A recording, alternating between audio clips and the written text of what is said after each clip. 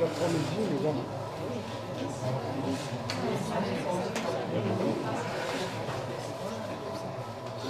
as ce qu'il faut pour la tête.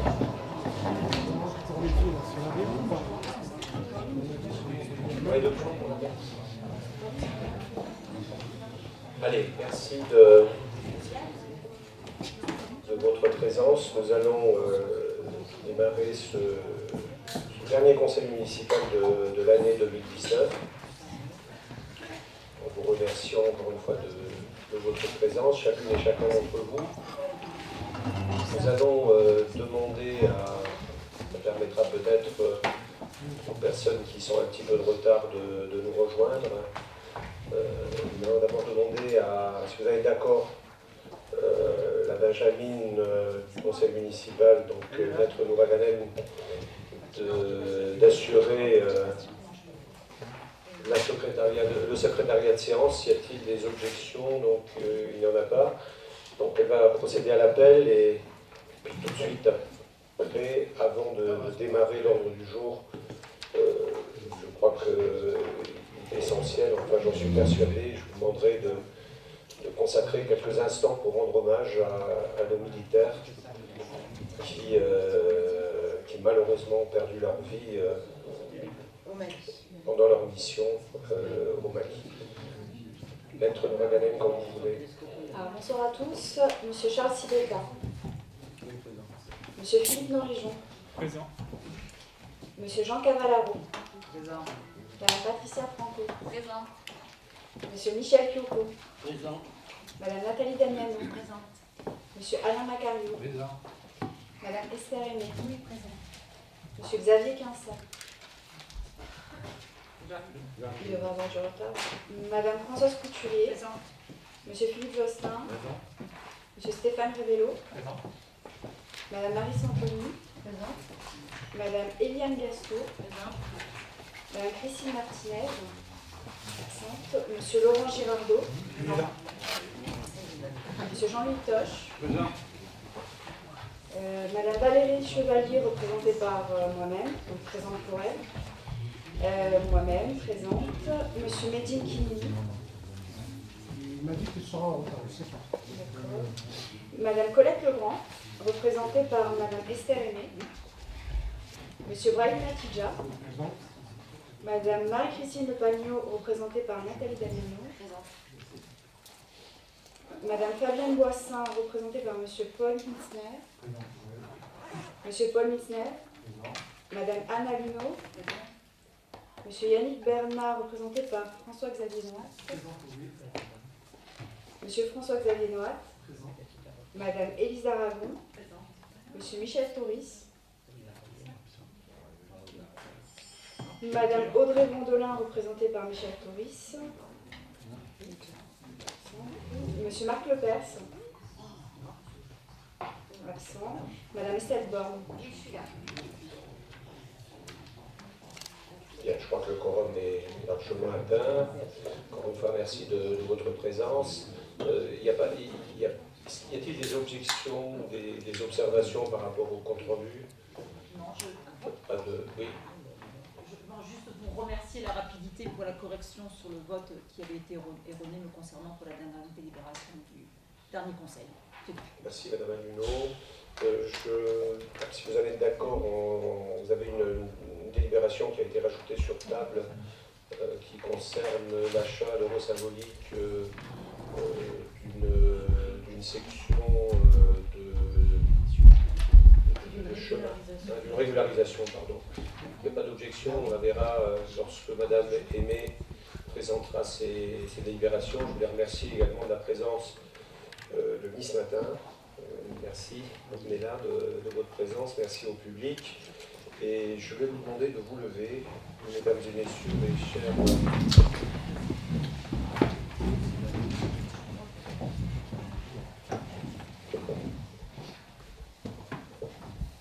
Je vais parler peut-être à votre nom, mais en tout cas au nom de l'ensemble des Français, des Carossoises et des Carossois, et l'ensemble du conseil municipal. Je crois que nous avons tous été bouleversés, émus, tristes d'apprendre le décès de ces 13 soldats qui sont morts tragiquement en mission au Mali. Voilà. Donc j'aimerais que nous ayons une pensée pour eux, bien sûr, pour leur frères d'armes, mais également pour leur famille. Nous ferons une minute de silence, mais je voulais les citer, ça me semble important parce que ce ne sont pas 13 soldats anonymes, hein. Ce sont des jeunes gens qui se sont engagés pour la France, qui ont bien servi la France et qui malheureusement sont morts pour la France. Lieutenant Alex Maurice, 30 ans. Lieutenant Pierre-Emmanuel Bocquel, 28 ans. Capitaine Nicolas Mégard, 35 ans. Capitaine Romain Chaumel de Jarnieux, 34 ans. Capitaine Benjamin Gireux, 32 ans.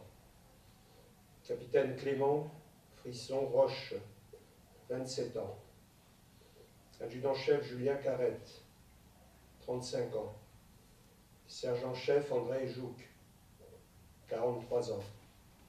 Maréchal des logis chef Alexandre Protin, 33 ans. Maréchal des logis chef Jérémy Lecieux, 33 ans. Maréchal des logis Valentin Duval, 24 ans. Maréchal des logis Antoine Serre, 22 ans.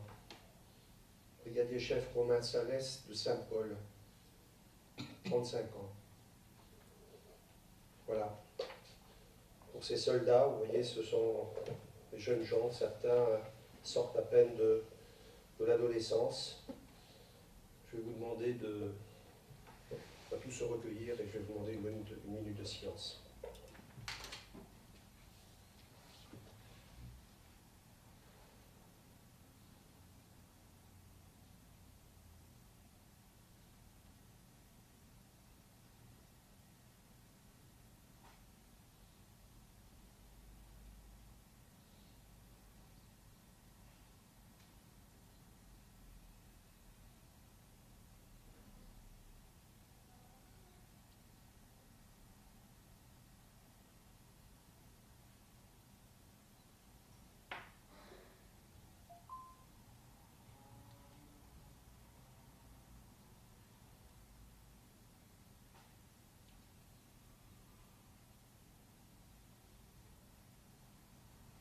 Merci, chers collègues.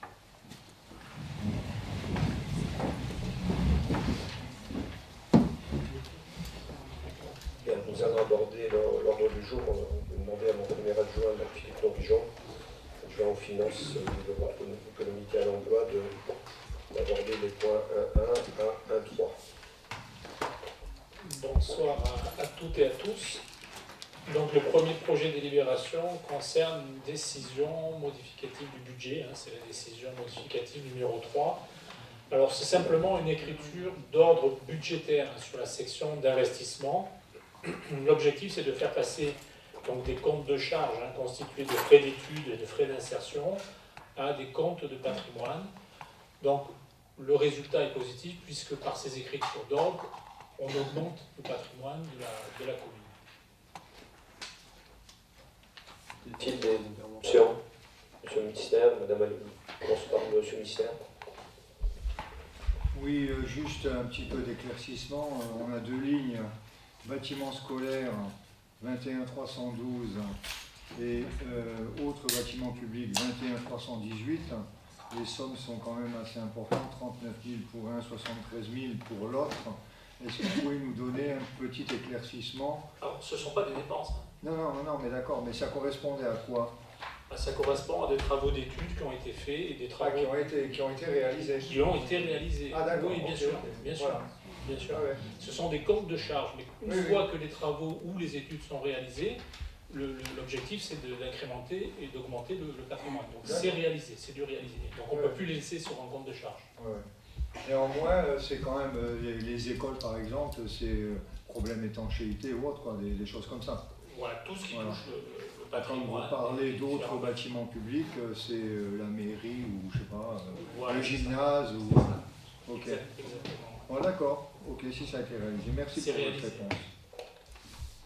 Donc, Madame Aguillon. Autre éclaircissement demandé concernant les frais d'études. Qu'est-ce que ça comporte?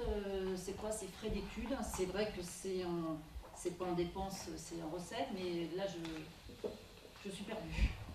Alors les frais d'études, ce qu'il faut qu'on fasse, si vous souhaitez avoir le détail, c'est qu'on vous donne dans ce montant de 90 000 € les frais d'études pour chacun des groupes qui ont été présentés. On peut vous le donner, hein, j'ai demandé ça au directeur général des services tout à l'heure, on peut vous donner le détail des frais d'études. Là, on est sur un compte, donc ce compte regroupe et intègre tous les frais d'études portant sur les postes qu'on a définis sur la partie gauche. Mais on peut donner, si vous le souhaitez, la répartition pour chacun des postes. Madame Aguillon, juste pour compléter, mais on vous donnera le détail. Hein. Avant de réaliser des travaux, dans quel que soit le bâtiment, hein, on passe toujours par un bureau d'études qui présente un projet, fait un diagnostic et qui présente un projet. Donc c'est ça qu'on appelle des frais d'études. Ils sont obligatoires. On ne peut pas lancer des travaux d'investissement sans avoir fait des frais d'études au préalable. Et c'est pour ça qu'une fois que les frais d'études ont été réalisés et que les investissements suivent, donc ces frais d'études sont intégrés dans l'équipement et rentrent dans un compte d'équipement et ils sont intégrés dans le patrimoine. Voilà. Au départ, autant l'équipement sont déjà en investissement, tout ce qui est équipement, investissement, etc. Les frais d'études associés, quelquefois, ils sont dans un compte de charge. Ils ne sont pas dans un compte de 2, je crois, hein, c'est ça, hein, d'immobilisation, c'est-à-dire qu'ils commencent par 2. Et lorsqu'ils sont terminés et que ça rentre dans le cadre d'un bâtiment, il faut les faire rentrer dans le montant des investissements. Donc c'est juste un jeu d'écriture de sortir d'un compte de charge et les intégrer dans un compte d'immobilisation. C'est une obligation réglementaire. Hein. On ne peut pas laisser ces montants-là sur un compte de charge. Hein.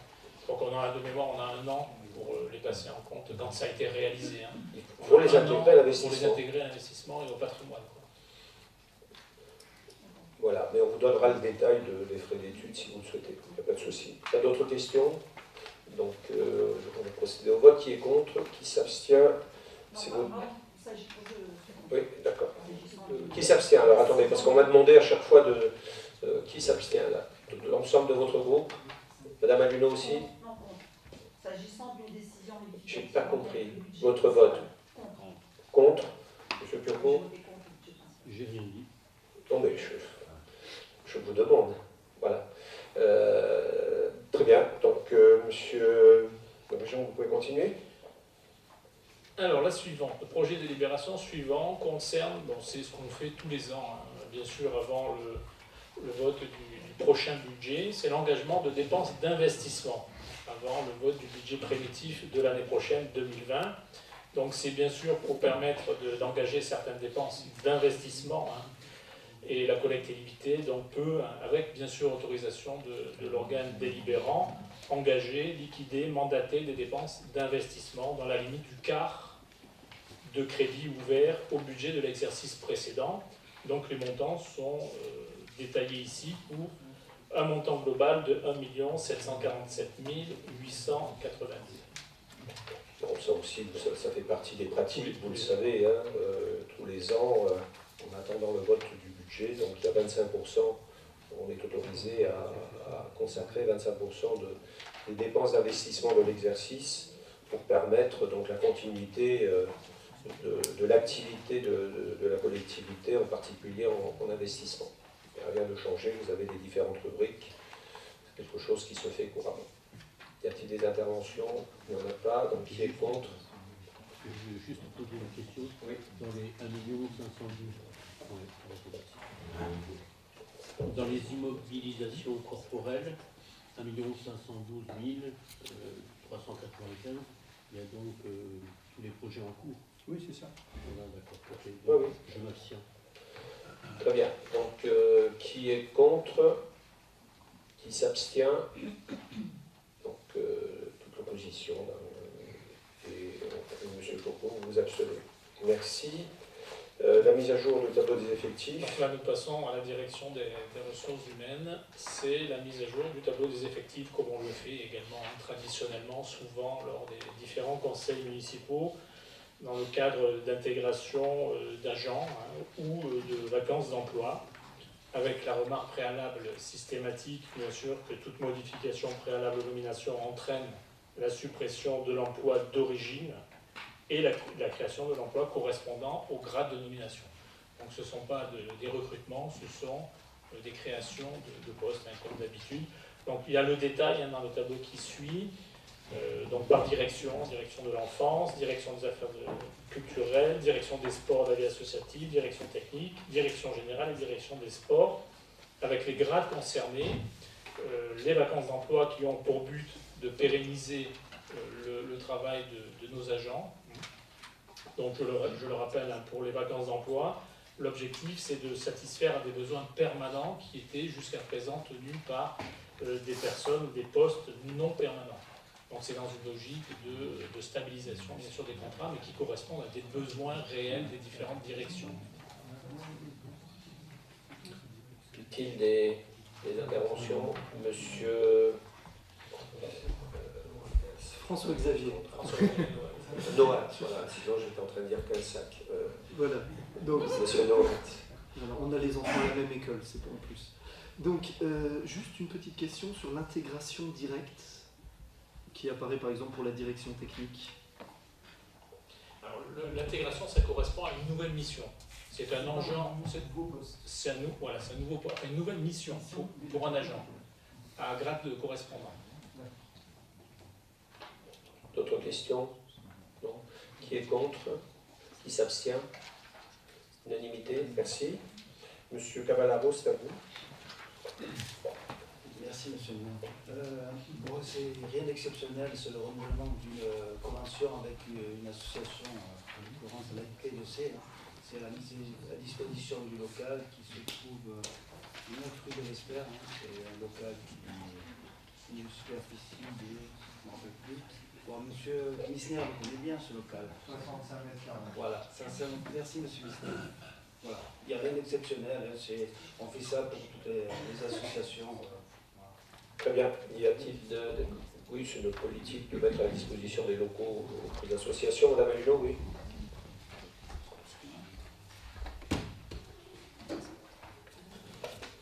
Là, c'est une question s'agissant d'une association de parents d'élèves. Ma question, c'est finalement pourquoi est-ce qu'ils n'utilisent pas des salles dans une école plutôt que de louer à l'extérieur et un coût financier supplémentaire pour la commune, alors que l'école, qui est leur royaume, peut mettre à disposition des salles. Alors, Madame Franco va vous répondre par rapport aux écoles. Non, par rapport aux écoles, le prêt de salle est vraiment très encadré. Depuis, on est en Vigipirate, de plus, on est en Vigipirate renforcé, et pour pouvoir bénéficier des locaux, c'est uniquement l'association qui est siège de l'école. Alors la IP2C, là, dans ce cadre-là, rayonne sur toutes les écoles et le collège sur la commune. Donc, oui, le lycée aussi, exact, c'est vrai, exact. Donc c'est plutôt vraiment au titre associatif sens large, tandis que les locaux scolaires sont occupés pour des manifestations ponctuelles à la périphérie du temps scolaire par l'association de l'école. Par exemple, l'AIP2C, je ne sais pas s'ils sont vraiment impliqués comme ils étaient par le passé à l'école Spinelli.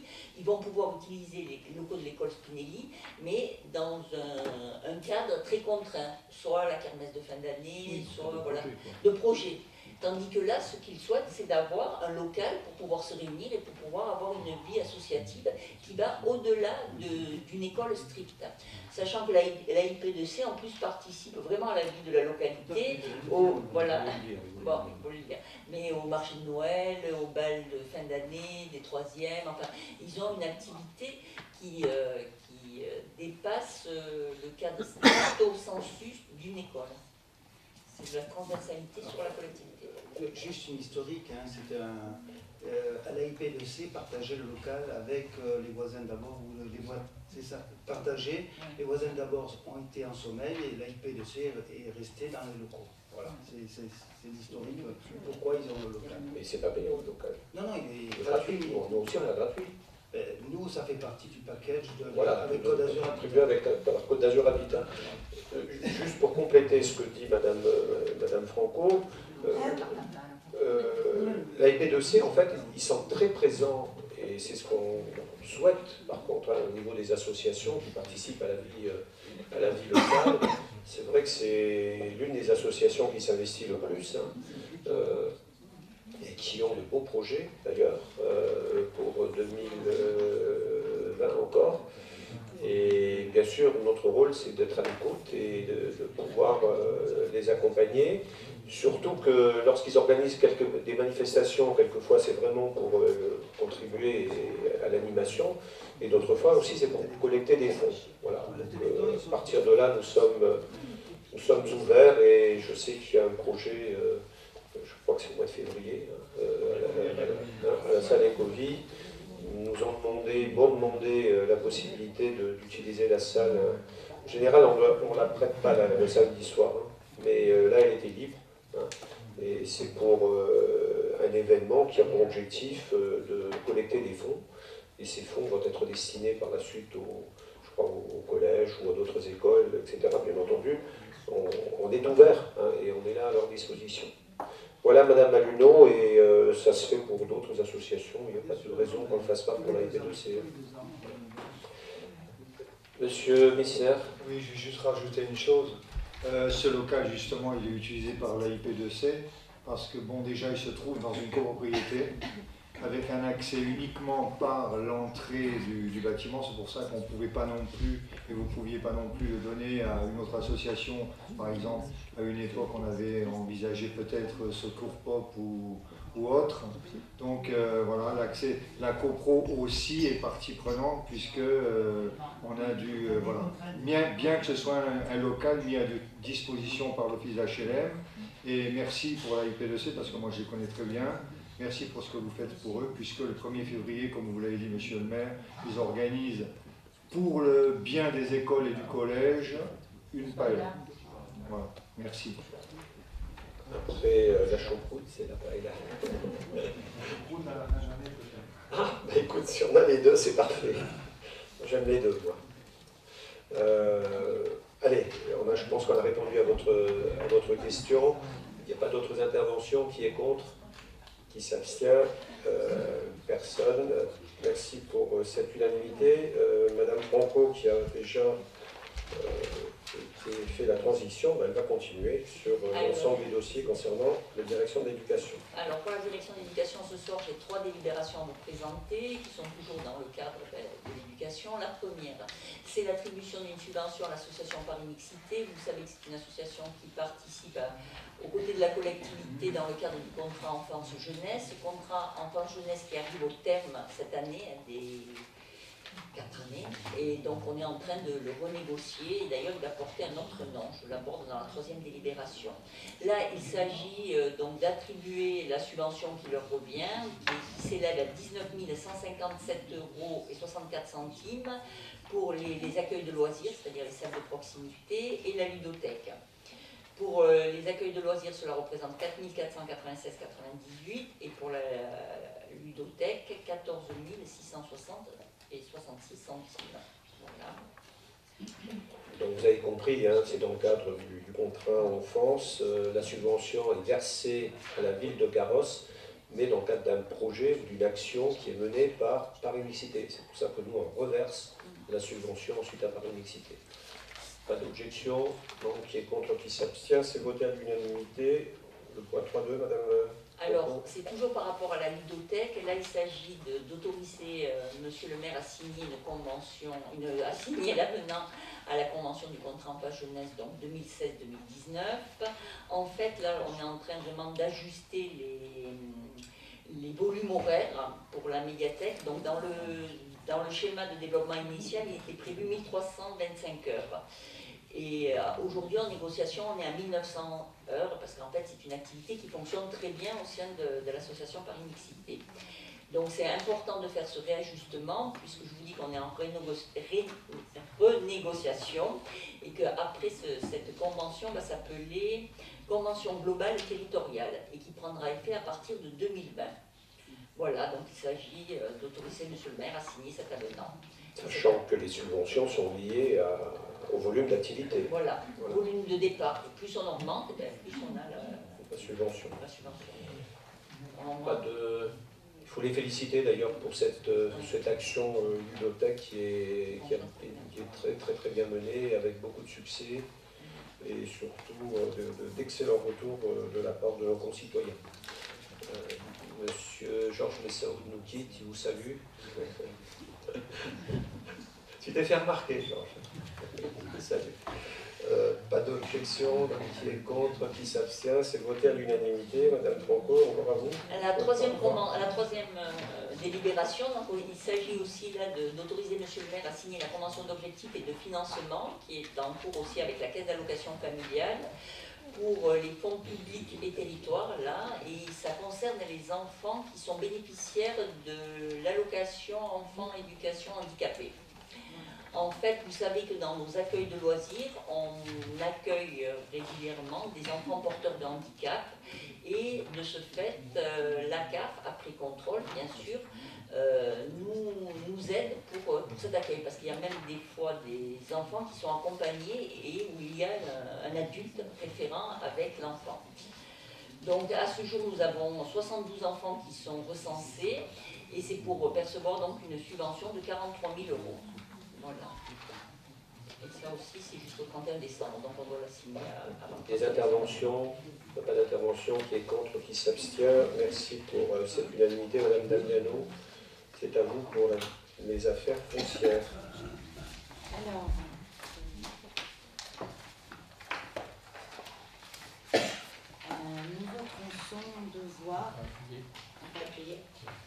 un nouveau tronçon de voie a été créé entre le chemin du Goubet et l'impasse du Goubet. Ce nouveau tronçon a été imposé pour la sécurité du quartier par le PPRIF. Donc il s'agirait dans cette délibération d'autoriser Monsieur le maire à intégrer ce tronçon de voie à l'impasse du Goubet. Voilà, donc c'est le PPR, plan de protection des risques incendies de forêt, qui nous imposait de réaliser ces travaux. Ils ont été faits. Maintenant, il faut l'intégrer dans le beau tronçon et dans la voie de l'impasse du Goubet, tout simplement. Je peux me permettre une... Oui, monsieur Piopo. Comme ça a été raccordé, c'est plus une impasse, c'est une rue. C'est raccordé, c'est la rue du Goubet. C'est pas tort. C'est une proposition. C'est pas tort. Non, c'est pas intégré. On dit que c'est intégré à l'impasse. On voit qu'il n'existait pas sur les plans. C'est pas un nom, hein. On ne donne pas de nom pour le moment. Hein. On l'intègre simplement dans le cadastre. En fait, on donnera le nom, on aura le temps pour donner le nom. C'est l'impasse du Goubet qu'on prolonge en intégrant ce petit non, mais c'est simplement dans au l'impasse. niveau des documents d'urbanisme, il est intégré, il existe. Il faut montrer qu'il existe. Voilà. Mais on n'a pas donné de nom. On réfléchit sur le nom. C'est pas l'occasion maintenant de changer le nom, parce que c'est une impasse. Ouais, mais je ne vais pas. C'est pas le but c'est pas le but de la délibération de changer. On pourra le faire par la suite. Ça semble raisonnable. Oui, oui, tout à fait. On le fera. Ça se fera, puisqu'on donne des Mais on a plusieurs voies. Peu importe si c'est une impasse ou pas, le but ce n'est pas de donner de nom aujourd'hui. Voilà. Mais de l'intégrer dans les documents d'urbanisme. C'est juste l'intégration. Pas d'objection, il existe. Voilà, maintenant on reconnaît que ça existe. Les travaux ont été réalisés, que cette voie est là. Pas d'objection, pas de. Qui est contre, qui s'abstient. Unanimité. Monsieur Macario, c'est à vous. Le recensement de la population. Oui, bonsoir. Alors, la délibération donc, concerne le recensement. Donc, comme toutes les années, il s'opère partiellement donc, auprès d'un échantillon d'adresses communiquées par l'INSEE. Comme toujours, il permet aux collectivités de disposer d'une connaissance de la population légale actualisée et d'une photographie statistique du territoire. Donc, pour l'année à venir, l'enquête de recensement se déroulera du 16 janvier au 22 février 2020. Le montant de la dotation forfaitaire de ce recensement est fixé à 2 123 € pour 2020. La commune prendra en charge le complément des rémunérations, soit 1 177 € pour atteindre un maximum de 3 300 €. Monsieur le maire doit donc nommer par arrêté municipal les agents recenseurs parmi le personnel de la collectivité, notamment le personnel du service gestionnaire de l'administration générale et à défaut le personnel de la collectivité. Le montant total de l'indemnité sera de 3 300 €. Ce montant sera réparti entre le coordonnateur, les agents en fonction du nombre de feuilles de logement, de bulletins individuels, de bordereaux d'iris réalisés. L'indemnité versée tient aussi compte de la tournée de reconnaissance préalable au recensement ainsi que les déplacements des agents. Donc, le conseil municipal doit donc autoriser M. le maire à inscrire les dépenses au budget communal et nommer par arrêté les agents recenseurs pour l'année 2020. Merci beaucoup, M. Macario. Y a-t-il des questions? Non. Qui est contre? Qui s'abstient? C'est voté à l'unanimité. Je laisse la parole à Mme Sterrené, adjointe à l'urbanisme, concernant les points 6, 1, 6, 4. Et je vous demande, Mme Aimé, de rajouter également le point qui a été mis à l'ordre du jour sur table. Oui, alors la première délibération concerne, comme tous les ans, l'actualisation des tarifs de vente et de location du centre artisanal de la Grave. En nous proposant une augmentation de 3,41% qui correspond à l'augmentation de l'indice du coût de la construction, ce qui fait que la nouvelle proposition de prix au mètre carré pour la location, c'est 8,98 € et pour la vente, 1 583,72 €. Voilà, donc il est demandé au conseil municipal d'accepter cette augmentation pour la vente et pour la location et d'autoriser M. le maire à accomplir toutes les formalités nécessaires. Voilà, donc vous avez bien compris, on respecte l'indice à la construction, il n'y a pas d'augmentation supplémentaire à cet indice, on est dans cet indice. Il y a des interventions, donc qui est contre, qui s'abstient, c'est à l'unanimité. La deuxième délibération, c'est la même chose, sauf qu'il s'agit de la location précaire des terrains qui sont situés rue des négociants Sardes, avec la même augmentation, c'est-à-dire 3,41%, ce qui porte le prix de location à 8,43 € par mètre carré. Les interventions, il n'y en a pas, qui est contre, qui s'abstient, c'est voté à l'unanimité. Point 6, Mme Noémie. Alors là, il s'agit de l'acquisition du terrain qui servira à la création d'un city-stade, terrain qui est situé dans le lieu-dit qui s'appelle le Plantier, c'est-à-dire derrière la future école Simone Veil. Donc en fait, en réalité, il s'agit de la cession par Nexity de ce terrain dans le cadre du PUB qui a été signé en octobre 2018. C'est une cession gratuite. La valeur du terrain a été négociée à 150 000 €, mais la commune n'a pas à payer les 150 000 €. Voilà. Donc il s'agit d'accepter l'acquisition de ce terrain pour la réalisation du micro-site, du city-stade, pardon. Voilà, dans le cadre du projet Nexity 93 logements, il y a un PUP, et dans le cadre de ce PUP, donc, nous avons négocié l'acquisition de ce terrain, c'est-à-dire c'est compris dans la participation du promoteur, ça a été évalué à 150 000 €, mais la commune ne déboursera pas un centime. Voilà. Par contre, on récupère ce terrain qui a été estimé à 150 000 €. C'est ça, madame? C'est ça, exactement. Et le reste de la participation après, le reste, ça se concerne fera sous forme financière, c'est-à-dire participation. Ça concerne les voies, ça concerne l'école, etc. Y a-t-il des questions? Il n'y en a pas. Qui est contre, qui s'abstient? L'ensemble du groupe de Madame d'Aragon. Voilà. Alors, continuez, Madame. La délibération suivante concerne la taxe locale sur la publicité extérieure. Il s'agit de renouveler la convention avec le cabinet CTR, qui a déjà fonctionné sur l'année 2019. Donc c'est ce cabinet à qui on a demandé une mission pour la mise en œuvre de cette PLPE sur tout le territoire de la commune, et qui fait un beau travail qui serait difficile à faire par la commune elle-même, donc pour un forfait annuel de 20 000 €. Donc vous avez toute la liste des tâches qu'accomplit ce cabinet pour le bon déroulement de la récupération de cette taxe qui rapporte à peu près 150 000 € à la commune. Y a-t-il des interventions? Monsieur Noat. Je sais qu'il y avait déjà eu des mots, alors non pas sur la collecte, donc qui ne vous embête pas le mode de collecte que vous choisissez, sur les règles qui s'appliquent, vous aviez prévu déjà quelques modifications. Est-ce que vous continuez de travailler à affiner un petit peu les critères, parce que c'est vrai qu'il y a eu quelques difficultés encore? On peut dire qu'il y a eu des difficultés, il y a toujours un échange avec les commerçants qui sont moins concernés, c'est plus des entreprises. Oui, parce que les tarifs ont été revus à la baisse, il y a plus d'exonérés qu'il n'y en a eu la première année. Voilà, c'est moins de 12 mètres carrés, c'est ça. Moins de 12 mètres carrés, ils sont plus taxés. Et à chaque fois, on est très à l'écoute. Il y a toujours un échange avec les entreprises. Et donc il y a un premier document qui est envoyé en disant voilà, d'après nous, ce que vous devez payer, avec des photos, en disant on a repéré, on a telle enseigne, etc. Et on attend le retour. Voilà. Et quelquefois dans le retour, il dit oui, mais moi cette enseigne, j'en ai plus besoin, je l'enlève. Ou ça ne concerne pas vraiment mon activité, etc. On est très souple par rapport à ça. Vous avez bien compris, l'objectif, c'est pas de pénaliser les entreprises, mais d'être équitable.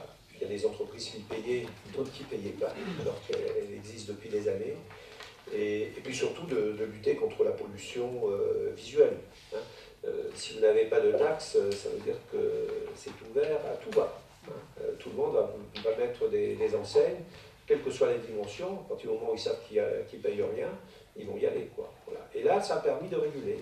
C'est-à-dire les entreprises, elles se disent, moi, je n'ai pas besoin forcément de tout ça. Jusqu'à présent, je les avais, mais si je dois payer une taxe, je préfère m'enlever. Non, on est très à l'écoute. Très à l'écoute. Il y avait un petit peu au début quelques entreprises, mais après, avec le dialogue, ils ont compris et ça se passe très bien. Ça se passe très bien. Madame Damiano? Moi, je voulais remercier Monsieur le maire parce qu'on est au sujet des petits commerces, donc ça a été drôlement allégé. On est passé de 7 mètres carrés à 12 mètres carrés.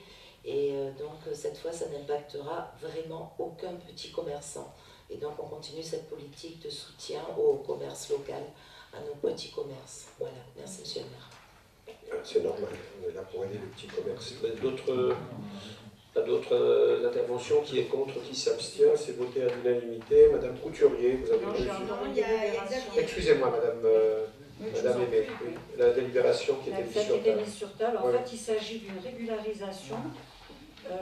Donc, des travaux ont été réalisés en 2005 par la commune sur la propriété de M. Arziari, route Jean Natal, apparemment sans son autorisation. Et c'est un canal qui est d'évacuation pour l'écoulement des eaux pluviales depuis la route Jean Natal jusqu'à la route métropolitaine.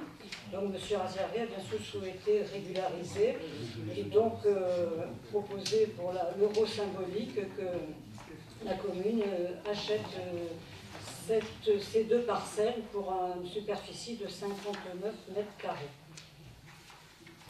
Voilà, les travaux sont réalisés, c'est juste une régularisation qui intervient un petit peu tard. Mais bon. Les interventions, il n'y en a pas. Qui est contre, qui s'abstient, c'est voté à l'unanimité. Madame Couturier. Madame Couturier. Excusez-moi, monsieur. Les gîtes communaux. Les gîtes communaux se portent très bien. Donc, par délibération d'aujourd'hui, je vous demande de reconduire la convention du mandat de gestion exclusif avec les Gîtes de France pour l'année 2020. Très bien, y a-t-il des interventions? Il n'y en a pas. Qui est contre, qui s'abstient? C'est voté à l'unanimité. Merci, Madame. Je peux préciser quelque chose quand même sur les gîtes. Oui. Tout simplement, c'est que... voter. Non, mais c'est voté, mais j'explique un petit peu au-delà de ça que les gîtes se portent bien malgré qu'on a ouvert quand même tardivement. On n'avait pas mesuré un petit peu, il y avait un cas de figure qu'on n'avait pas du tout intégré, c'est la satisfaction des villageois. Encore ce matin, parce que j'étais à Fiori, il y a un mariage qui va se passer avec nos villageois, mais ils sont très contents et vous en remercient de pouvoir avoir ces gîtes parce qu'ils ont un manque de place pour recevoir leur famille, en plus du tourisme, en plus du projet d'itinérance. Merci. Donc c'est pas que du tourisme, ça concerne aussi les membres des familles d'habitants de Carros. Le principal, c'est de leur faire plaisir. Très bien.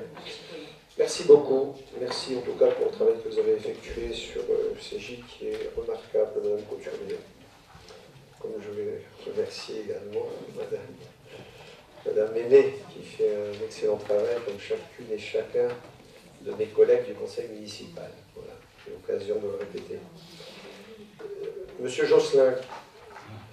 Oui, merci Monsieur le maire. Donc la première délibération que je vais vous proposer concerne le renouvellement de la convention avec le conseil départemental des Alpes-Maritimes concernant la mise à disposition gracieuse des installations sportives communales sur 2 collèges, sur le collège de Carros, le collège Paul Langevin, mais aussi le collège Ludovic Bréa qui est à Saint-Martin-du-Var. Donc il s'agit d'autoriser Monsieur le maire à signer la reconduction d'une convention que vous connaissez déjà, relative donc à la mise à disposition des équipements, en particulier tous les équipements sportifs pour le collège Paul Langevin, que ce soit le gymnase, la halle, le stade d'athlétisme ou autre. Et pour le collège de Saint-Martin-du-Var, ça concerne la piscine municipale pour les 3 années scolaires à venir, enfin celle en cours plus les 2 à venir. Vous avez la convention dans les... Bon, y a-t-il des interventions? Il n'y en a pas. Donc, qui est contre, qui s'abstient? Unanimité. La convention suivante concerne... La délibération suivante concerne le Football Club de Carros, avec un avenant relatif à la prolongation de la convention triannuelle d'objectifs et de moyens. Donc c'est pareil, c'est une convention que vous connaissez dans le cadre du soutien au tissu associatif sportif. La ville de Carros contractualise avec les clubs, en particulier avec le Football Club de Carros, sur les modalités de partenariat visant à régulariser et harmoniser les différents projets de l'association. Cette association bénéficie d'un renouvellement qui est généralement sur 3 ans. Là, on souhaite la renouveler jusqu'au 31 décembre 2020, puisqu'elle s'arrête en décembre 2019. Bien.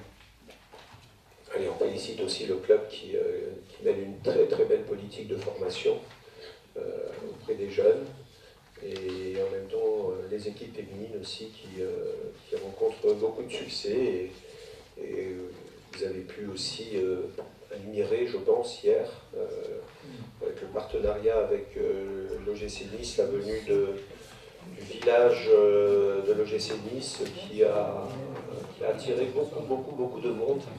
Bien sûr, des Carrossois, tous les gamins étaient là, avec leur tenue du Football Club de Carros.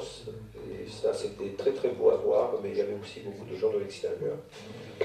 Et je suis très fier et très content d'avoir pu obtenir ce village-là de l'OGC Nice à Carros. C'est grâce aussi aux bonnes relations qu'on entretient. Tout à fait, oui. Ça fait seulement 2 ans que l'OGC Nice fait ça, et il n'y a que 12 ou 13 villes dans les Alpes-Maritimes qui ont pu bénéficier du village de l'OGC Nice. Et pour cette session à Carros, le Football Club de Carros a complètement joué le jeu, puisqu'ils ont annulé, on va dire, les séances d'entraînement du mercredi après-midi pour que tous les groupes puissent monter à la place Arnaud Beltrame en tenue pour pouvoir bénéficier de ces activités. Franchement, c'était très beau, très émouvant. On avait la chance d'avoir Attal aussi. Et je crois qu'on n'a jamais eu autant de monde sur la place Beltrame. C'est ça. Et j'ai obtenu qu'on renouvelle ça l'an prochain. Voilà. Merci. Pas d'autres interventions. Donc, qui est contre, qui s'abstient? Unanimité. Madame Chevalier, donc qui est-ce qui va les présenter? Je peux le présenter si vous voulez, monsieur. Allez, on y va. Donc la délibération suivante concerne le ski club de Carrosse qui est en train de changer de nom, qui s'appelle maintenant Ski Sport et Nature Carrosse, pour une subvention exceptionnelle concernant le projet de trail des balcons de Carrosse. C'est une nouvelle initiative portée par la direction des sports et de la vie associative, mais aussi et surtout par le ski Sport et Nature Carrosse. Ça concerne l'organisation d'un trail, c'est-à-dire d'une course en pleine nature. Ça va se dérouler en juin 2020, le 13 juin 2020. Donc l'association va organiser ce trail des balcons de Carrosse. Ça sera la première édition et elle sera soutenue logistiquement par la direction des sports et par ses éducateurs. À ce sujet-là, donc, c'est quand même... alors, on va essayer de rester humble pour la première édition. On se limite à 200-250 participants. On sait que ce genre de compétition, on peut arriver à 500-800 compétiteurs. Nous, c'est la première fois qu'on va le faire, donc on se limite à 200-250 participants. C'est un trail de 15 km avec un dénivelé de 1200 mètres. Passer par le balcon de Carrosse. Oui, une partie. On y sera. Donc la ville entend soutenir bien sûr ce projet. On soutiendra, on ne fera pas. C'est pourquoi je vous propose donc d'autoriser Monsieur le maire à verser une aide financière exceptionnelle de 2 000 € pour la logistique à l'association Ski Club Carrosse qui devient maintenant Ski Sport et Nature Carrosse. Oui, bon, je pense que vous serez d'accord, mais je voulais juste, encore une fois, reconnaître l'excellent travail de cette association. Une association qui a quelques années, combien, 2 ans, pas plus, 3 ans maintenant. Troisième saison. Au départ, on était tous très étonnés d'avoir une association de ski à Carrosse, demander où est-ce qu'on allait trouver la neige. Mais en même temps, c'est une association très impliquée. D'abord, ça marche bien les sorties ski, hein. Ça concerne beaucoup de gens, mais en même temps, elle a su évoluer vers plus de sport nature et surtout un engagement très fort, et même, je dirais même remarquable dans l'environnement. Et voilà, vraiment les saluer, les féliciter, ils sont toujours là. Hein. Il y a quelques associations comme ça, ils sont toujours présents. Et bravo pour cette nouvelle initiative. Je pense qu'il y aura unanimité. Monsieur Misser. Oui, ben écoutez, moi je suis très satisfait, hein, je me joins à vous, parce que dans l'esprit, on va retrouver ce qu'on faisait avant, le semi-marathon des 3 communes. Donc là, c'est pas tout à fait pareil, mais ça va quand même être un trail. Là, avant, c'était une course à pied. Bravo au ski club. Je vois qu'il change de nom, donc il s'ouvre, et puis j'espère que ce trail se fera surtout dans la nature, donc sur nos collines. Bravo.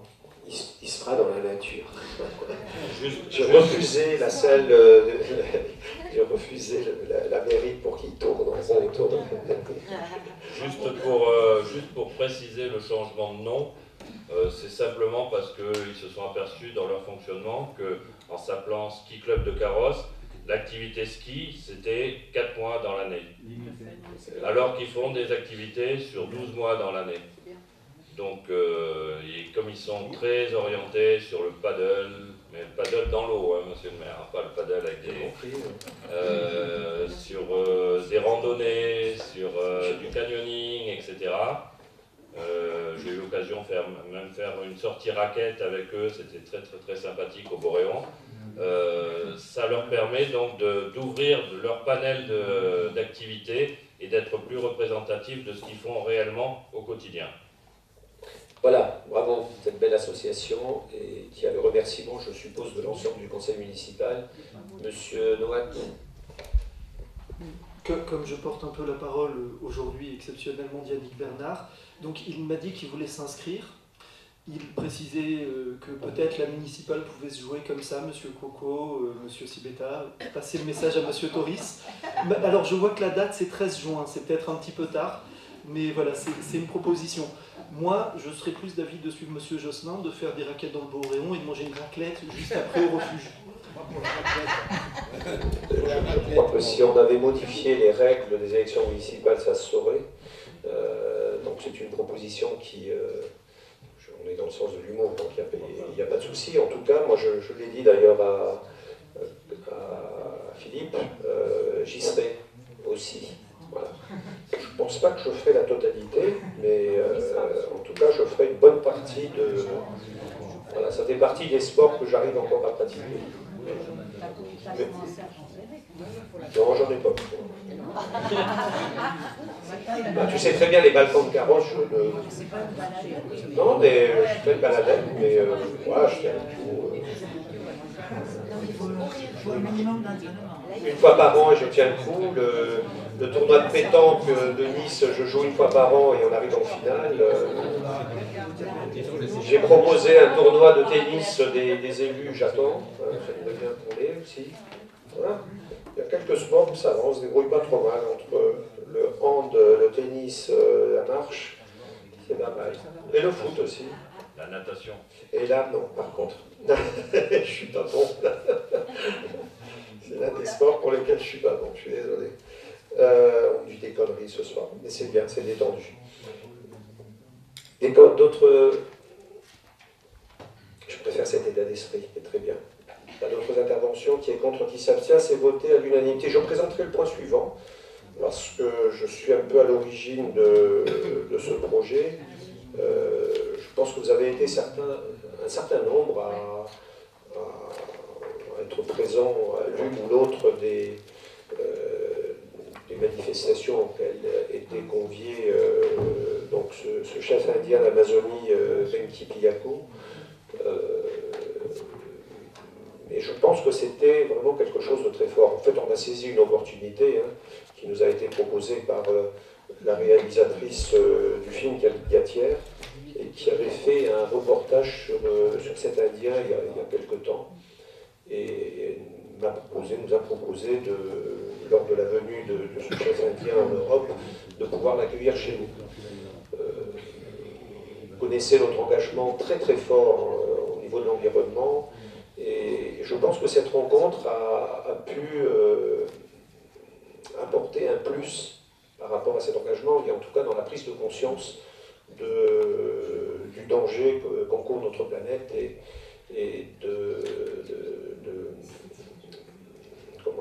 l'urgence de pouvoir agir et réagir. Voilà, c'était des moments, je pense que ceux qui l'ont côtoyé, des moments très très forts, très intenses, et je crois qu'on ne va pas en rester là, parce qu'on avait convenu de pouvoir continuer à prolonger cette rencontre par forme de partenariat à nous de définir. C'est vrai que l'Amazonie c'est loin, mais il y a aussi d'autres moyens qui nous permettent de continuer à rester en contact. Et en tout cas, il vient au moins une fois par an en Europe, et ça sera l'occasion de pouvoir travailler et continuer à avancer là-dessus. C'était des moments forts auprès de nos agriculteurs qui l'ont reçu chez eux, que ce soit Pierre et Anne, avec un très bel atelier, je crois que tu y as participé. Nicolas aussi y a participé. J'étais chez Nicolas et Raphaël dans les écoles, les jardins partagés avec Marie. Et les écoles, je peux vous dire que les gamins au collège, ils étaient, on n'entendait pas une mouche voler, tellement ils étaient attentifs par rapport à ce qu'ils disaient. Voilà, donc encore une fois, Carros s'est distingué par à la fois son engagement dans l'environnement, mais également dans l'accueil, dans l'échange et le partage d'expériences. Et ça fait partie de nos valeurs, et je sais que nous y tenons tous. Donc là, on va participer en fait à notre manière. Vous voyez, il y a un budget global de 2095 €, et l'association nous demande une participation de la ville de 400 € qui permet de contribuer, de participer à la réalisation finale, on va dire, de ce documentaire, mais en même temps d'accueillir Venki Pillako. Je pense que vous serez, il n'y aura pas d'objection par rapport à ça, mais si vous voulez intervenir, vous le faites bien volontiers. Monsieur Noat. Alors évidemment, notre vote sera favorable à cette demande de subvention. Je m'étais permis de vous envoyer un petit courrier par rapport à cette thématique, parce que c'est vrai qu'une subvention, ça pourrait être une seule fois. Ça serait peut-être pas pérennisé dans un futur, en effet, où il y a des élections qui arrivent, etc. Donc, il existe une loi qui avait été mise en place, utilisée notamment par Andreas Kiri pour les collaborations avec l'Afrique, qui permettait, c'est la loi Houdin-Santini, qui permettait par des EPCI, donc par des organismes de coopération intercommunaux, de prélever un montant très faible de ces budgets pour amener à faire une aide financière, mais aussi technique. Par exemple, dans le cadre de l'eau, on peut offrir des prestations techniques également, qui peuvent aider au développement. Donc ça se fait par la métropole avec le projet MED 3R, ça se fait donc par Mansartou, donc pour un village auprès du Burkina Faso. Et donc peut-être pour nous, ou pour nous et d'autres, sait-on jamais.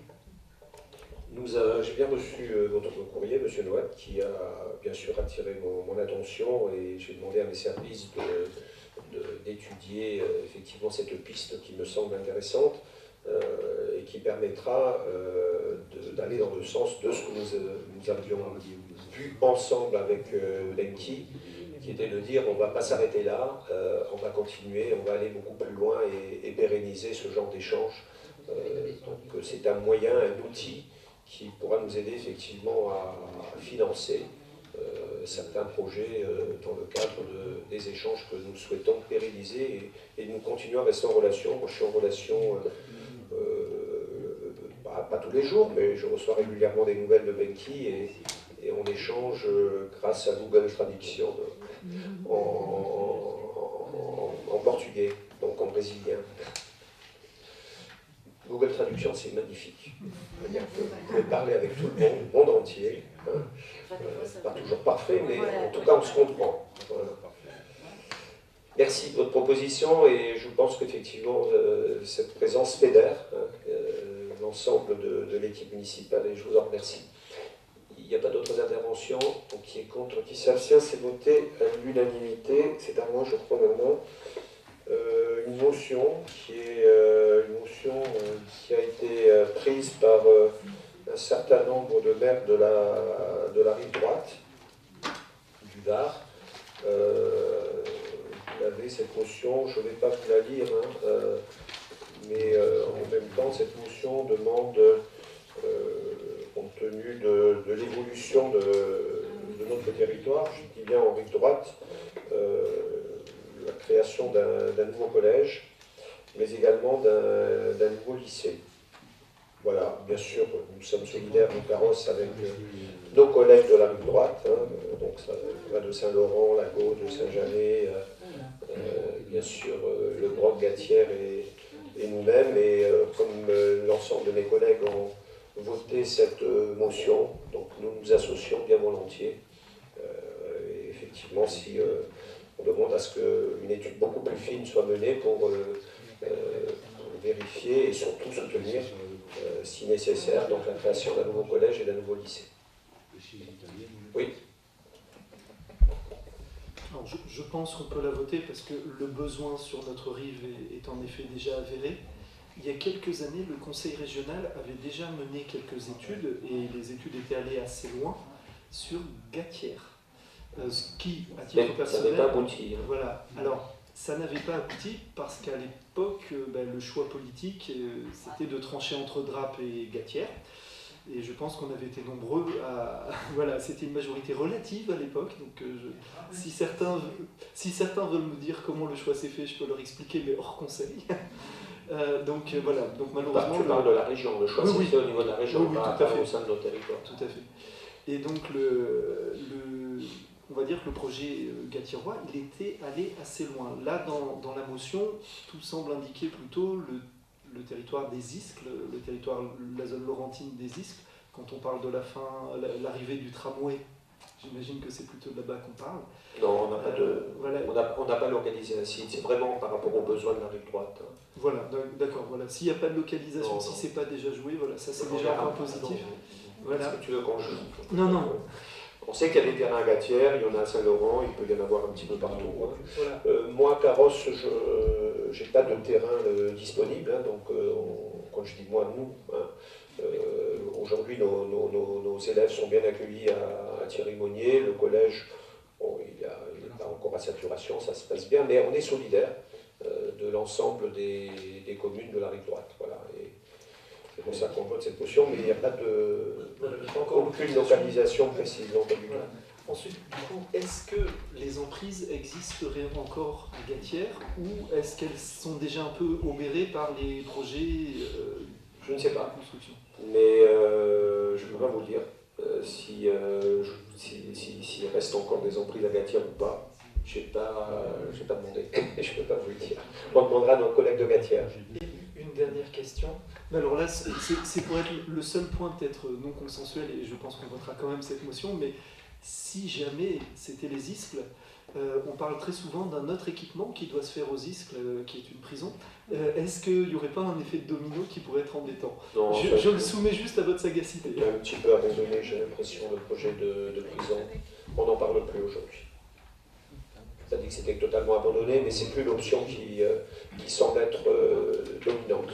Voilà.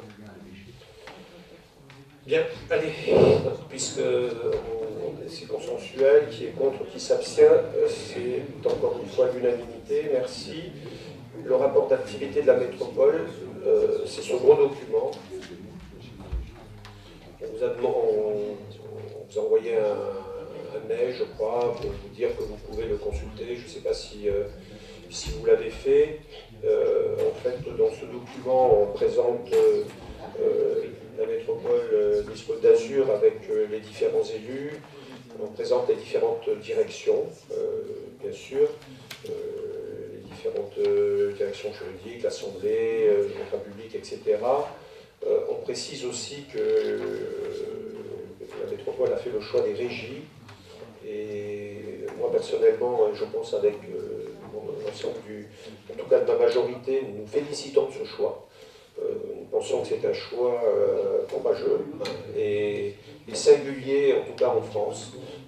Toutes les autres villes, ou en tout cas toutes les autres métropoles n'ont pas fait le choix des régies. Nous faisons ce choix, nous l'assumons et les résultats sont là. J'ai assisté encore tout à l'heure à une réunion du conseil d'administration de la régie de l'eau. J'en dirai deux mots. Et on voit que le choix de la régie engendre des résultats nettement meilleurs que lorsque c'est en délégation de service public. Alors très souvent on dit que le privé fait mieux le travail que le public, et là cet exemple montre que c'est l'inverse. Voilà. À tous les niveaux. Le dernier exemple c'est Nikaya et Acropolis. Le fait que ce soit passé en régie, alors là c'est Nice par contre, c'est pas la métropole, mais peu importe, le chiffre d'affaires a augmenté de 30 ou 40%. Voilà. Donc sur chaque fois qu'on passe en régie, et là la métropole, on a la régie des transports, on a la régie de l'eau, les ordures ménagères, et puis dernièrement l'office du tourisme également, vous le savez. Voilà, deux mots sur le prix de l'eau, sur la régie de l'eau, pardon. Vous aurez une information, c'est vrai qu'on a, comme je dis, c'est plus la régie a un peu tardé à communiquer, mais vont nous fournir tous les documents. Donc ça sera aussi dans Carros Info. Donc on va passer en régie de l'eau à partir du 1er janvier 2020. Et en fait, les usagers ne verront rien, puisqu'il y aura une continuité dans le fonctionnement. Comme je dis, ne verront rien, ils verront quand même une amélioration, parce que ne serait-ce que lorsqu'on passe un coup de fil et qu'on a un interlocuteur en face au téléphone, lorsqu'on est en régie, les interlocuteurs sont chez nous. C'est des locaux. Ce n'est pas des gens qui sont à l'étranger ou dans des centres d'appel un petit peu partout en France. Et comme le disait très justement tout à l'heure un collègue, lorsqu'on parle de l'Uranus, si vous êtes à 1000 km, parce que c'est l'Uranus, mais lorsque ce sont des gens de chez nous, ils savent où est l'Uranus, et en tout cas ils connaissent bien notre territoire. Voilà, il y aura deux conséquences, c'est un meilleur service, une proximité du service et une baisse du prix de l'eau et de la facture du prix de l'eau, en tout cas pour 80% des usagers. Voilà, c'est-à-dire les 80% les moins consommateurs, il y aura une diminution du prix de l'eau. On parle également dans ce dossier des finances, bien entendu. Bon, vous voyez, le total du budget de la métropole est d'1,462 milliard d'euros, hein, avec 750 millions d'euros en fonctionnement, 470 millions d'euros au niveau du transport, 282 sur les équipements, etc. On a plus d'1 milliard d'euros d'investissement. Hein, et on est l'une des rares métropoles qui voit le budget d'investissement augmenter malgré les baisses de dotation. On arrive à dégager, l'autofinancement a augmenté de plus de 40%. Donc ça montre aussi qu'il y a une très bonne gestion, une bonne maîtrise des frais de fonctionnement. Alors c'est vrai qu'on critique souvent la métropole en disant que la métropole est très endettée. Je reprends juste une expression du président de la métropole qui dit que il faut savoir ce que l'on veut. Hein. Lorsque vous construisez une maison, c'est rare que vous ayez la totalité en autofinancement. Vous empruntez, vous ne vous endettez pas, vous empruntez. Vous empruntez sur un certain nombre d'années parce que vous allez utiliser et jouir de votre bien. Là, c'est pareil. Hein. On emprunte pour des équipements et on n'emprunte pas pour du fonctionnement, on emprunte pour de l'investissement. Hein. Et des investissements qui, en particulier au niveau du tram et d'autres équipements de ce genre, sont là pour au minimum 20, 30, 40, 50 ans. Voilà. Néanmoins, on arrive à dégager l'autofinancement a augmenté de 40%. Et on continue quand même à se désendetter au niveau de la métropole, puisque la capacité de désendettement est à 6,3 années.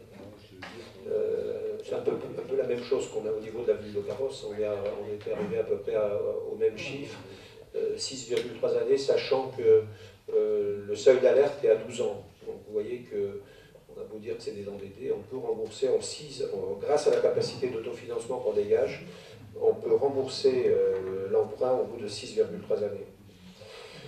On parle également du plan d'investissement, 140 millions d'euros de plan d'investissement triennal de 2018 à 2020. Vous savez que Carrosse en a beaucoup bénéficié, hein, avec en particulier les parkings de la Belluno, le parking du village, la première tranche, mais également la deuxième tranche qui va démarrer, le parking du Forum, qui est également financé dans le cadre de ce plan d'investissement, le pôle d'échange multimodal, et j'en passe, puisqu'il y a également toutes les voies de la zone artisanale et de la zone industrielle. On vous parle également du tourisme, je ne reviens pas, du développement économique, et vous savez qu'il y a un gros investissement de la part de la métropole, en particulier sur notre zone industrielle, hein, qui est territoire d'industrie. Je voudrais également mettre l'accent sur la direction du foncier et de l'urbanisme. Et là, je sais que ma collègue ira dans mon sens lorsque je dis qu'ils ont fait un très bon travail au niveau de l'élaboration du plan local, le PLUM, et toujours en étroite collaboration avec nos services et vraiment à l'écoute.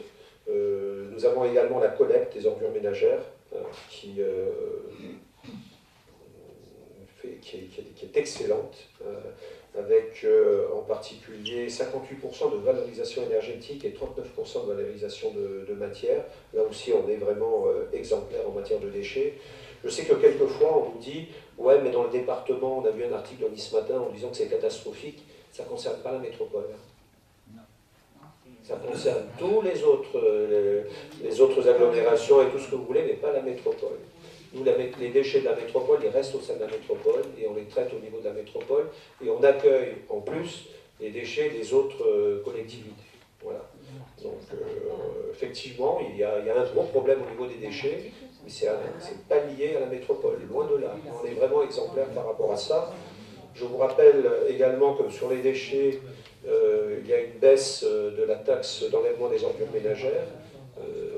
2018, 10%, 2019, 10%, 2020, 5%. Et ça a permis de compenser l'activation, on va dire, de la taxe foncière, puisque vous avez pu le voir lors de... Moi, je l'ai vu, je pense que vous avez dû le voir également, lors de le dernier avis d'imposition sur la taxe foncière, il y a eu une diminution globalement, hein, et cette diminution, elle a été liée à la baisse de la taxe enlèvement des ordures ménagères. Que vous dire d'autre, la politique de la ville, donc aussi les services de la métropole sont très présents sur Carrosse.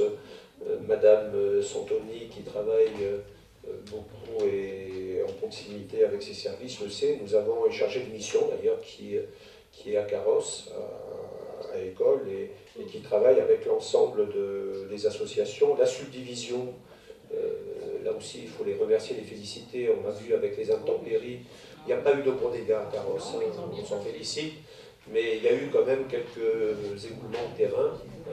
Et là, ils étaient là, hein, très vite. J'étais également sur le terrain avec eux, avec nos services. Ils ont réagi très rapidement, quoi, hein, pour libérer les routes. Voilà, on peut dire que le travail de la subdivision est un travail connu et reconnu, sans compter la direction de la propreté. Alain qui travaille de manière, encore une fois, très proche avec la propreté. On peut dire que là aussi, ils sont très à l'écoute et ils font un excellent travail. D'ailleurs, tous les gens qui viennent à Carrosse nous disent que notre ville est très propre. Hein, et voilà, je voulais les en remercier. Voilà, j'ai fait le point. Je ne vais pas en quelques minutes, vous donner l'ensemble du rapport d'activité, mais voilà en gros les quelques éléments qui figurent dans le rapport avec les différentes directions et surtout ce que nous pouvons vivre, nous, à Carrosse, par rapport à ces directions et à l'implication de la métropole sur notre territoire. Je vous laisse bien volontiers la parole si quelqu'un veut la prendre, Monsieur Noat. Merci Monsieur le maire.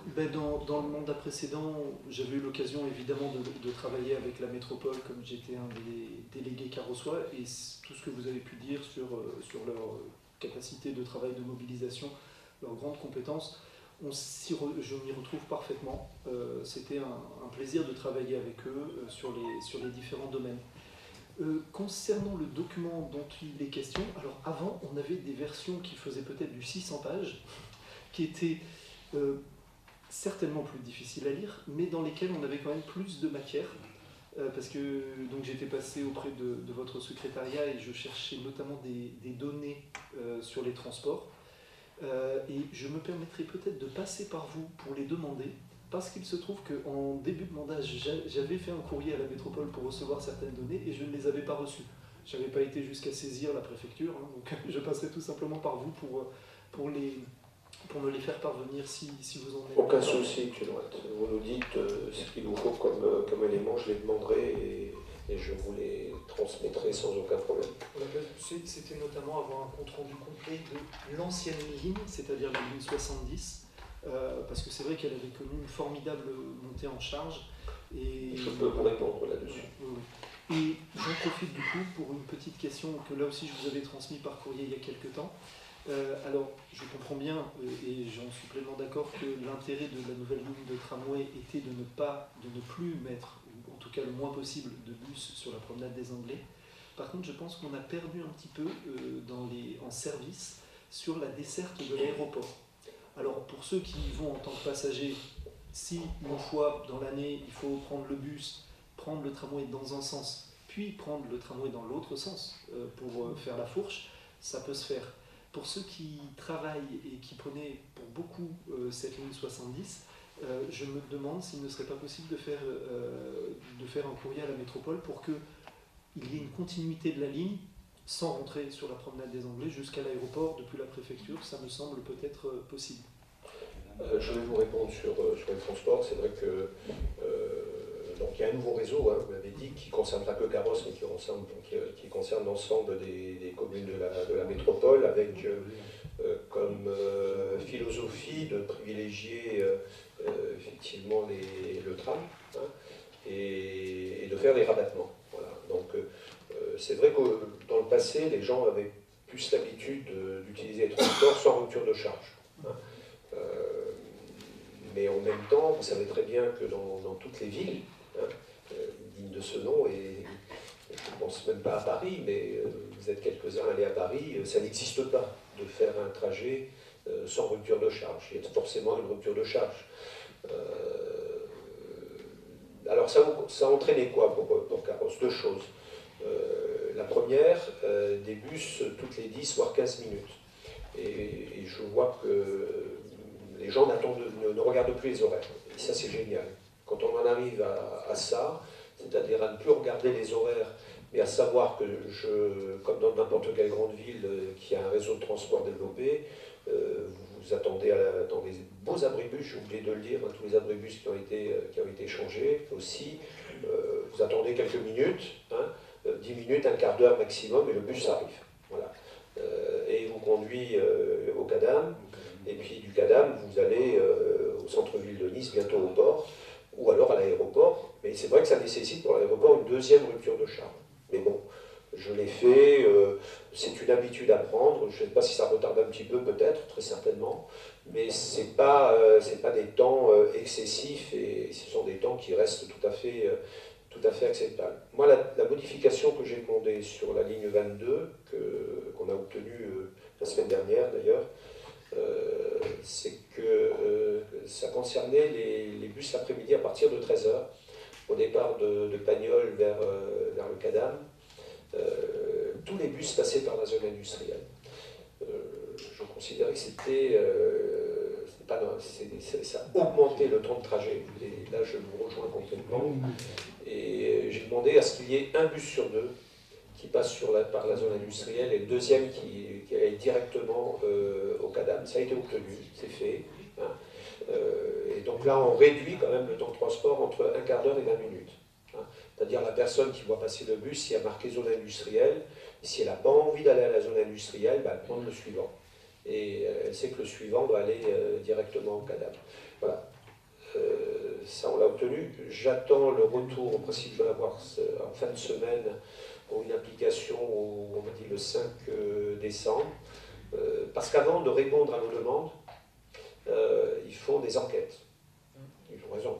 Hein, ils font des enquêtes auprès des usagers pour voir effectivement si nos demandes sont justifiées ou pas. Et ça concerne la ligne 69, c'est la ligne qui fait les plans de carrosse, mais qui va aussi, qui fait également les centres commerciaux. Hein. Cette ligne, elle avait été imaginée en partant du plan jusqu'au collège, mais en même temps, elle desservait quasiment, je crois, systématiquement les centres commerciaux. Bon, les retours que moi j'en ai, c'est on n'a pas envie d'aller forcément au centre commercial. Il faut privilégier le trajet plan de carrosse centre-ville. Et le centre-ville, pour moi, c'est pas le collège. Le centre-ville, c'est la médiathèque. Voilà. Donc ça a été obtenu, là aussi. Et les études ont été plus longues, hein, mais j'ai eu par téléphone la confirmation qu'on va aller dans ce sens. Et j'ai demandé à ce qu'il y ait, comme c'était, on avait d'ailleurs dans le passé, 2 bus qui puissent aller jusqu'à Pagnol, pour les personnes qui, au contraire, eux, veulent faire leurs courses à Carrefour ou ailleurs. Hein. On ne va pas les inciter systématiquement, mais il y en a. Voilà, c'est comme ça. Hein. Et c'est vrai que descendre à la médiathèque, voilà, ça marche, ça ne le fait pas. Il y en aura un le matin et à l'après-midi, hein, il n'y en aura pas 36, mais les personnes qui veulent vraiment aller faire leurs courses à ce moment-là, ils prendront ce bus-là. Hein, ils ne prendront pas les autres, mais ils prendront ces bus. Je vous rappelle qu'on a obtenu, et ce n'a pas été facile, hein, il y a eu un arbitrage qui a été fait par la métropole sur plusieurs demandes, un bus aussi le dimanche. Hein. Tous nos quartiers bénéficient aujourd'hui d'un bus le dimanche. C'est-à-dire que vous avez un bus qui fait les plans de carrosse centre-ville, qui fait le village des Écarts centre-ville, qui fait Gatière, parce qu'on a demandé aussi ce qu'il y a Gatière, et le Broc centre-ville. Et à partir du centre-ville, la possibilité de prendre la correspondance de la ligne 22. Voilà. Il n'y avait aucun bus le dimanche, hein. C'est nouveau. D'accord ? Donc, en gros, ce que j'essaye de vous dire, c'est que vous n'aurez pas il faut passer à autre chose, c'est une autre culture maintenant, hein, sur des ruptures de charge, mais on a obtenu un accroissement de l'offre de transport de plus de 30% par rapport à ce qui existait avant. Et j'attends les derniers chiffres, il y a aussi une augmentation de la fréquentation assez substantielle. Je ne vais pas vous donner de faux chiffres là, hein, j'attends que... mais elle est importante. Accroissement de l'offre, plus de 30%, et accroissement de la fréquentation des transports. Alors, il y a certaines personnes qui effectivement disent « Ouais, mais moi j'avais l'habitude de prendre ce bus, je perds un peu plus de temps. » C'est vrai, hein, on peut pas... mais il y a beaucoup d'autres personnes qui me disent « Moi ça me va, j'ai beaucoup plus de bus, j'attends plus. » Faites l'essai, vous allez voir. Hein. Vous descendez du tram, vous avez systématiquement, en descendant du tram, un bus de la ligne 22 qui vous attend au Cadam. Vous n'avez même pas à attendre. Hein. Voilà. Et ça, c'est quand même remarquable. Et dès que vous arrivez, le 22 arrive au Cadam, vous avez le tram qui vous attend. Voilà. Ça aussi, c'est quand même remarquable. Alors, j'ai une demande supplémentaire, mais elle est vraiment récente, donc la métropole va l'étudier. C'est sur le T3. Comment, tu allais le dire, il y a quelques personnes qui me disent, mais nous, peut-être que le T3, ça nous arrange plus que le T2. C'est vrai que ça n'avait pas été, en tout cas sous cette forme, envisagé, mais ils m'ont dit qu'ils avaient étudié la question. Voilà. Je voulais vraiment vous dire qu'on a des gens à la métropole qui sont vraiment très à l'écoute des maires, en tout cas du maire de Carrosse, moi je peux en témoigner, et quasiment toutes nos demandes ont abouti. Un renforcement aussi sur la zone industrielle, et puis le pôle d'échange multimodal, qui va voir le jour très prochainement. Les premiers travaux vont bientôt démarrer, et là aussi, c'est la possibilité d'utiliser l'ensemble de l'offre de transport avec cette interaction au pôle d'échange multimodal. Là, si sur le T3, ils m'ont dit que c'était la 59, Jean, hein, celle qui part de Saint-Martin. Voilà. C'est Plan du Var. Plan du Var, voilà. Il dit, mais pour nous, c'est la 59. C'est vrai qu'on n'a pas cette culture encore. Pour nous, la 59, c'est pas à Carrosse. Hein, mais elle est juste à côté, quoi. Elle est à l'arrêt du chemin de fer de Provence. Hein, et elle va au T3. Hein, donc, on va regarder ça. Et le fait d'avoir le pôle d'échange multimodal, donc c'est justement privilégier également le chemin de fer de Provence, mais également la 59. Il faut qu'on ait ça à l'esprit. En même temps, monsieur le maire, si vous prenez la 59, quelque chose qui vous amène jusqu'à la T3, après, peu importe le numéro, hein, déjà, une chose que je voulais dire, c'est que dans les transports, quand on change les habitudes, pour les gens, c'est quelque chose de perturbant. Bon, au début. Voilà, au début. Mais ça, il faut un certain temps pour que les gens s'adaptent. Et ce que je voulais dire, c'est qu'avec la T3, quelqu'un qui prend la T3, il va directement à l'aéroport. Oui, c'est pour ça que les gens ils voulaient. C'était aussi pour ça qu'ils le disaient. Ouais. Et puis un dernier point sur les transports, puisque vous avez soulevé la question des transports, monsieur Noat, je peux vous dire, et vous pouvez, parce que vous êtes directement concerné, hein, en tant que résident de la métropole, être fier, hein, de notre offre de transport au sein de la métropole, qui est unique en France, y compris en matière de tarifs. On a les tarifs les plus bas de France. Si vous achetez un carnet de 10 tickets, c'est vous payez 1 €. Et avec 1 €, c'est pas au kilomètre, hein, d'accord ?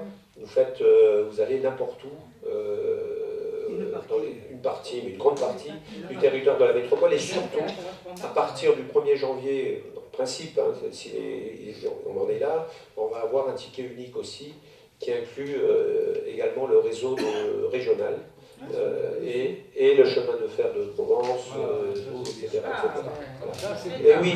Et oui, et ça n'existe pas. Allez partout en France, vous allez voir, si vous prenez de l'aéroport au centre-ville, combien vous payez. Hein, et chez nous, c'est 1 €. Voilà. Et si vous allez... rappelez-vous à l'époque combien on payait pour aller à Nice, c'était plus de 20 €, je crois, vous étiez proche des 30 €. Francs, pardon, francs. 25 francs. Hein, 25 francs. voilà, francs. De temps en temps, je crois qu'il faut qu'on soit fier de ce qu'on nous offre, hein, et pas simplement toujours critiquer. Hein, mais la critique est quelquefois intéressante parce que ça nous permet aussi d'évoluer, hein, et de mieux répondre aux besoins. Mais soyons déjà fiers de ce qu'on nous a, de ce que nous avons. Monsieur Noat, allez-y. Juste pour une toute petite chose, il y a moins cher que la métropole à 1 euro. Il y a la métropole à 40 centimes. N'oubliez pas que pour les carrossoirs, on peut acheter des cartes de transport pour carrosse. C'est la seule ville de la métropole qui a ça. Pour 4 euros, vous avez 10 voyages. Donc pour la ligne 69 à l'intérieur de Carrosse, pour toutes les lignes carrossoises. À l'intérieur de Carrosse. Voilà, oui, mais c'est 40 centimes. Je vous rappelle, M. Noack, que nous l'avions obtenu lorsque j'étais président de Louis Warner. Voilà, et on l'a conservé avec la métropole. Je ne sais pas pour combien de temps encore. Hein. Ben, c'est pour ça parce que c'est la seule exception au sein de la métropole. On se bat pour le maintenir, mais voilà, pour le moment on l'a maintenu, hein, on l'a obtenu. J'y avais travaillé un petit peu dans un mandat précédent.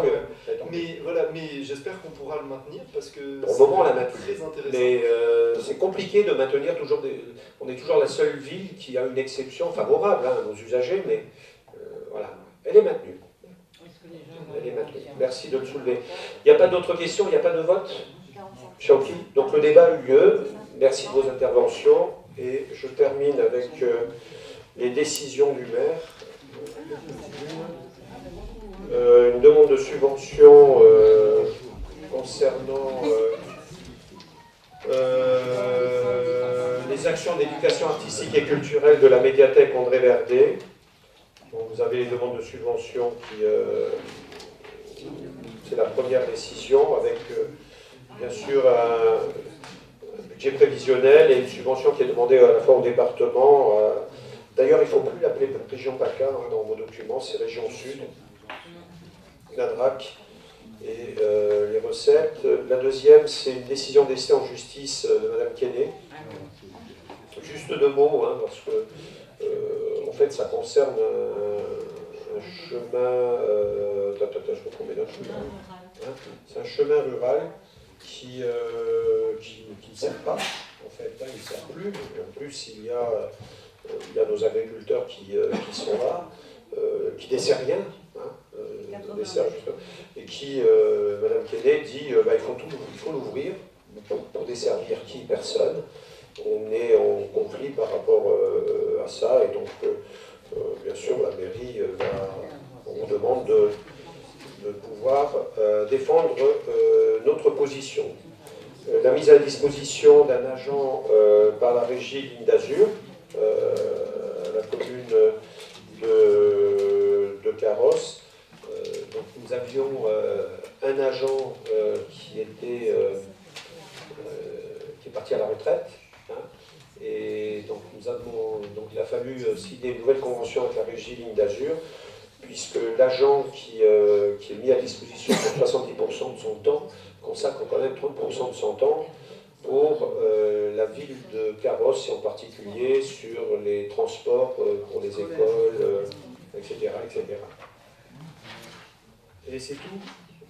Autre chose ou pas? Il y en a encore une. Ah oui, c'était en justice. Olivier, là. Où tu vois des oliviers? Oui, il y a la procédure aussi d'olivier. Les oliviers. Ah, la société Olivier. Oui, ça concerne un marché public. Elle avait fait un recours et en fait l'entreprise qui avait gagné le marché s'est retirée, ce qui fait que on va relancer en fait le marché. C'était un marché de fourniture administrative et de commun. Voilà. Et puis le dernier, c'est le versement d'une bourse pour des sportifs de haut niveau. Là, on demande de verser 2 000 €. Qui c'est ce sportif, vous vous rappelez?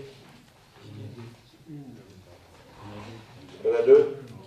Ah oui, c'est Caudron Laetitia, qui est une carrosseuse seule féminine, qui est licenciée au Nice Foot Golf Club, je ne sais même pas que ça existait, et qui habite Carrosse et qui est exceptionnelle au niveau des résultats. Et Frédiani Gilles, qui est licencié au Carrosse Ski Club et qui pratique le trail. Et lui, il est champion aussi dans plusieurs compétitions nationales et internationales. Vous voulez que je rajoute un petit mot, monsieur le maire, ou pas?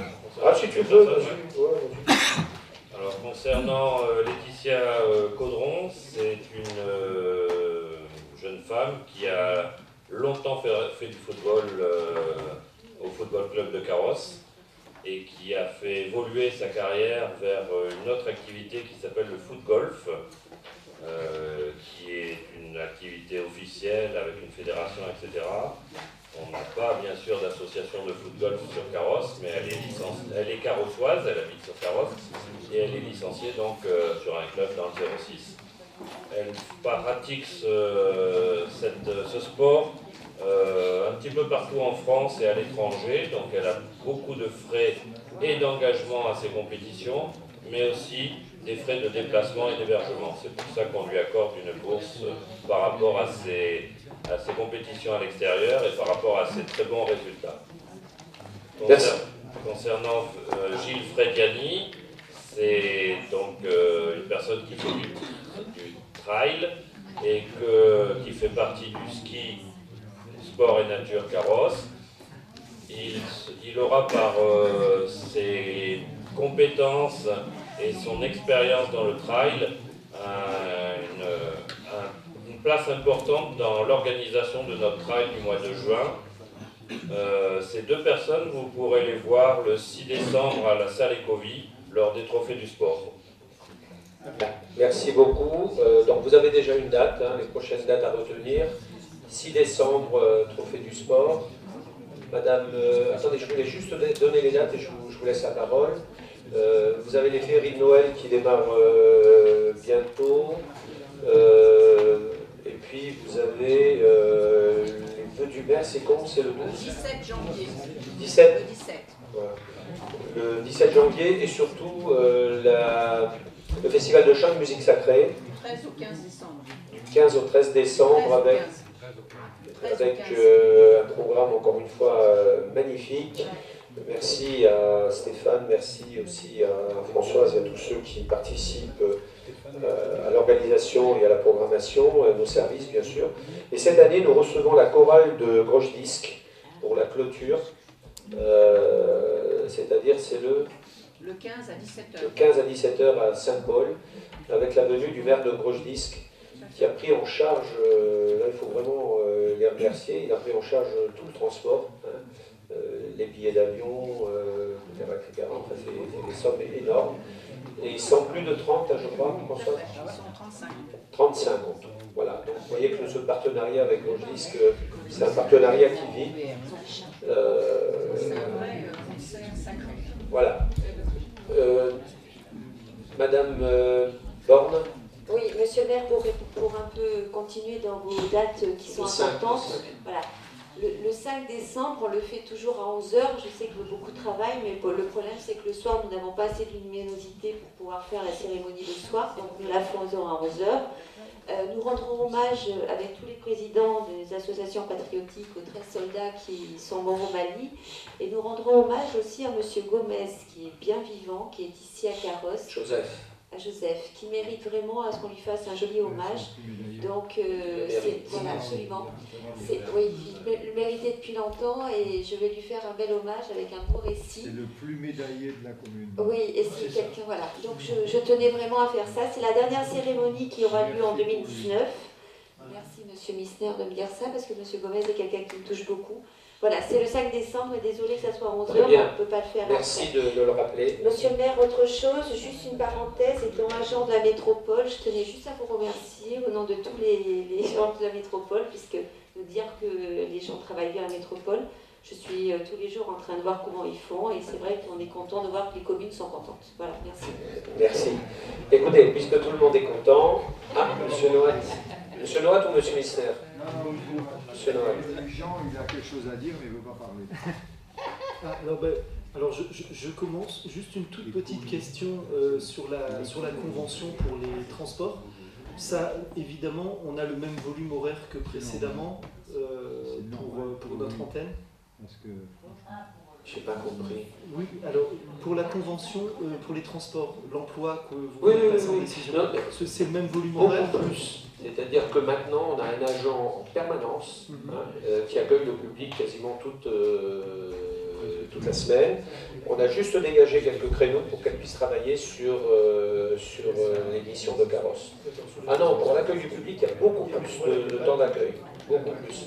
Avant, il y avait 2-3 fois par semaine, je crois, un agent qui venait de hein, et maintenant il est là tout le temps. On lui a juste dégagé quelques demi-journées pour qu'elle puisse travailler sur Carrosse. Ah non, non, c'est nettement mieux là maintenant. Et ensuite, ben, pour la chorale de Carrosse, donc qui n'est plus celle des Coteaux d'Azur, qui est maintenant la chorale de Carrosse, je suis persuadé que si vous financez le voyage en Pologne, il serait ravi. Oui, en tout cas, j'en parle à ma mère qui est dans la chorale et qui chantera aussi. Du coup, la chorale de Carrosse chante aussi dans le programme des arts qui est en décembre. C'était à ma demande. On a 2 belles chorales. C'est la chorale de Carrosse, effectivement, et les Coteaux d'Azur. Ça s'appelle toujours les Coteaux d'Azur, mais qui sont maintenant installés à Carrosse, et les choralines, que l'on voit régulièrement. Et j'ai demandé à ce qu'on les associe au Festival de chant et musique sacrée en première partie de virtuoses, on va dire, puisqu'on a vraiment des virtuoses, des musiciens virtuoses. Ça n'a pas été facile à obtenir, mais on l'a obtenu, et c'est une reconnaissance aussi pour les chorales qui sont sur notre territoire.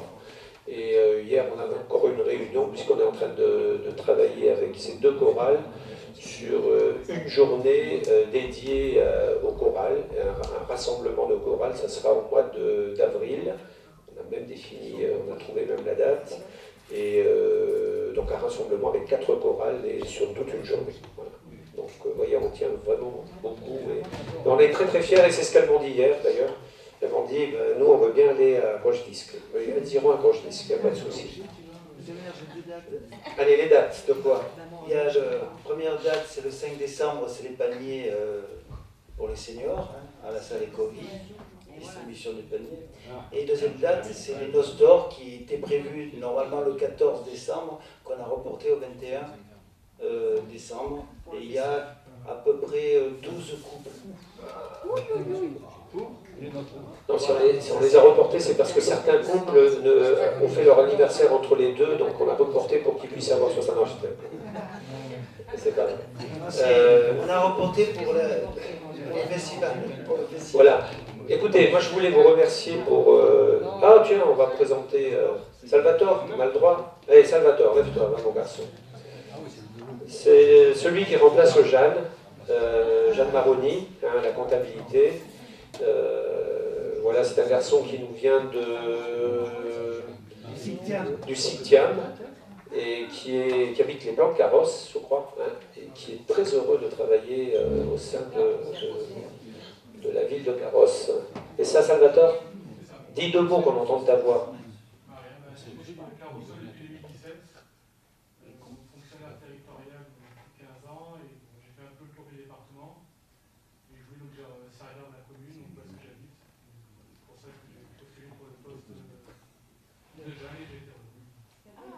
Merci et bienvenue chez nous pour servir comme public la commune.